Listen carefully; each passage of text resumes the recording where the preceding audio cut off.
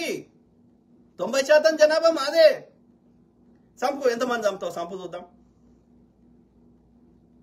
నన్ను ఒక్కడిని చంపితే నాలాంటి వాళ్ళు ప్రశ్నించేటోళ్ళు లక్షల మంది, కోట్ల మంది కొడతారు. బ్రిటిష్ వాడు సుభాష్ చంద్రబోస్ని చంపిండు, భగత్ సింగ్ని చంపిండు, 70 ద్వారా స్వతంత్రోద్యమం. అట్లాంటి వాళ్ళు ఇంకా లక్షల మంది పుట్టిరు. అట్లా ఉండదు. అట్లా న్యాయం న్యాయమే, అది ప్రకృతి ధర్మం అంతే. నన్ను ప్రకృతే పుట్టించింది, నన్ను చంపితే నాలాంటి వాళ్ళు 1,00,000 మందిని పుట్టిస్తుంది. కాబట్టి అది కాదు, నీ విధానాన్ని మార్చుకో, నీ విధానాన్ని మార్చుకో. న్యాయం, వీడు అడిగిన దానిలో న్యాయం ఉంది కాబట్టి ఆ ప్రజలకు అభిష్టంగా ప్రజలకు న్యాయం చేసే ప్రయత్నం చేయి. అది పద్ధతి. కానీ ఎవడు అడిగితే వాడిని నీ ఎందుకు చంపుతా అంటున్నావు? ఎందుకంటే నీ అన్యాయాన్ని కొనసాగించాలని చేస్తున్నావు. న్యాయం అడిగితే నీకు నచ్చట్లేదు.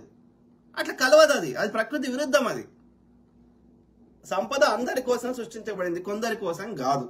కాబట్టి ఆ ప్రకృతి విరుద్ధంగా ప్రవర్తిస్తే ప్రకృతి చూస్తూ ఊరుకోదు. అర్థమైంది? సింపుల్.